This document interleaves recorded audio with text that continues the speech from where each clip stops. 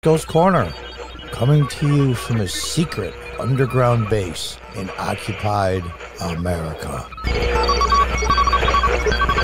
Hi folks, welcome back. Breaking news, breaking news, breaking news, breaking news. From Just the News. FBI special agent who opened Trump investigation reportedly escorted out of the bureau. Mr. Thielbaugh was seen exiting the bureau's elevator last Friday, escorted by 2 or 3 headquarters-looking types. Yeah. Now, this is interesting, very interesting. I believe this is the same agent that was involved in the Russian collusion, but I could be mistaken. Let's read on. Former Washington Field Office Assistant Special Agent in Charge, Tim Thielbaugh, was reportedly escorted out of the bureau on Friday amid whistleblower allegations that he showed political bias in the handling of political sensitive investigations. No, say it ain't so. Wow. The Washington Times reported eyewitness accounts that Mr. Thielbaugh was seen exiting the bureau's elevator last Friday, escorted by 2 or 3 headquarters-looking types. Yeah, like they dress like the Men in Black, I guess. The article appears to have been updated and now states that Thielbaugh abruptly resigned, that he was forced to leave his post, and cites 2 unnamed former FBI officials. Yeah. More applause. You know, if they cleaned out the FBI of all these partisan hacks, be honest with you, and then turned to the Republicans and Trump said, you know what? We weeded out as many corrupt agents as we could. We're still looking for them, and we're sorry at the things in the past that happened.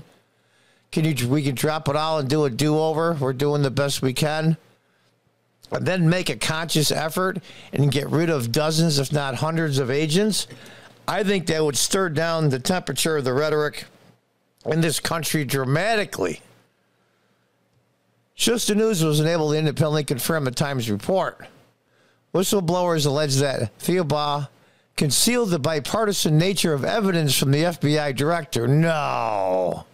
Concealed partisan nature of the evidence from FBI Director Chris Wray and Attorney General Merrick Garland to secure their approval to open an investigation into former President Donald Trump.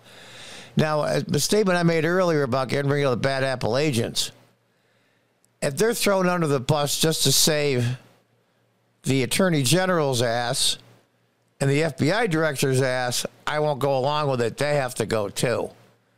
The public release of the affidavit that accompanied the search warrant revealed the warrant application relied heavily on information from news articles, and including a CBS piece titled "Moving Trucks Spotted at Mar-a-Lago," and a Breitbart news article in which former Trump advisor Kash Patel discussed the classified statements of documents the Bureau previously removed from the state on behalf of the National Archives. Now, I did separate videos. You want to go back on both of those. I did one on Kash Patel, and I did one on the Miami newspaper, I believe it was, or CBS affiliate, that said moving vans were at Mar-a-Lago on January 18th. Dun, dun, dun. Because morons, he was moving. That investigation culminated into the FBI's raid on Trump's Mar-a-Lago estate earlier this month.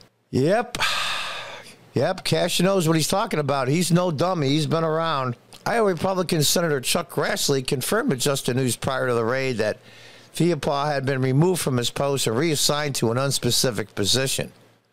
Just the News had reached out to the FBI press officer for comment, and they got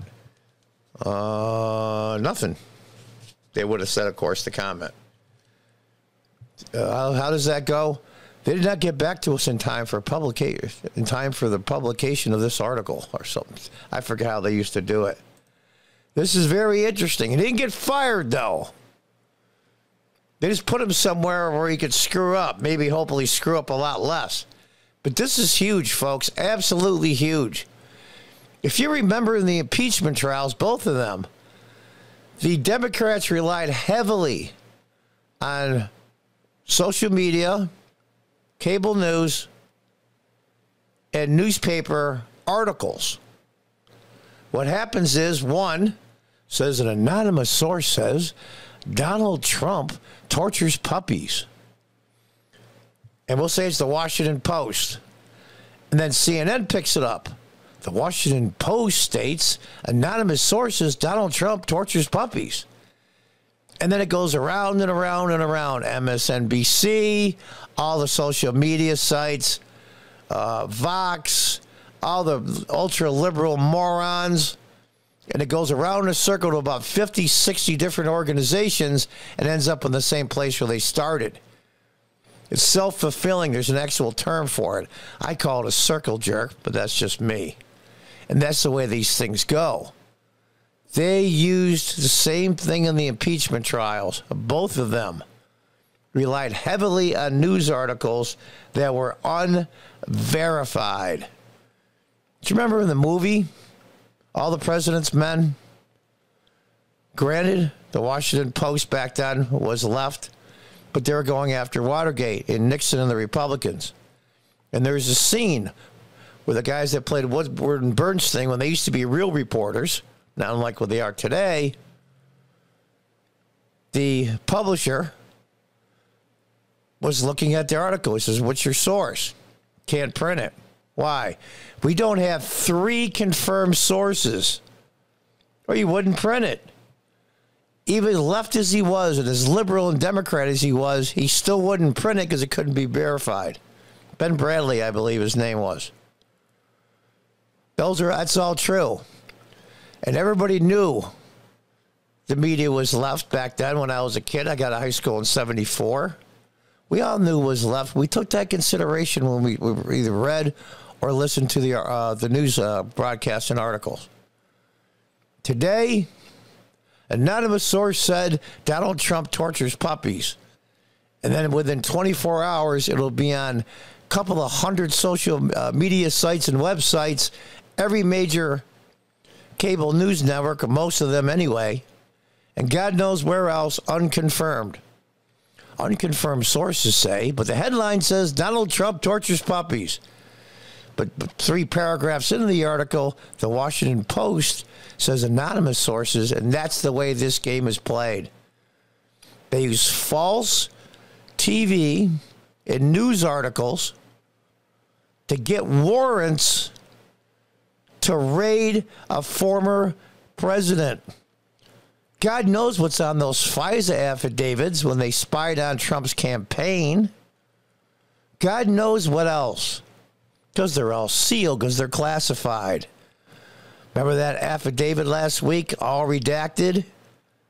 Except for the part where CBS Miami said moving trucks pulled up to Mar-a-Lago on January 18th, 2021. Yes, morons, because he was moving. Is this really going to mean anything? I sure as hell hope so. But if it's just a baby step, it's a beginning. Until the next time, goodbye and good luck.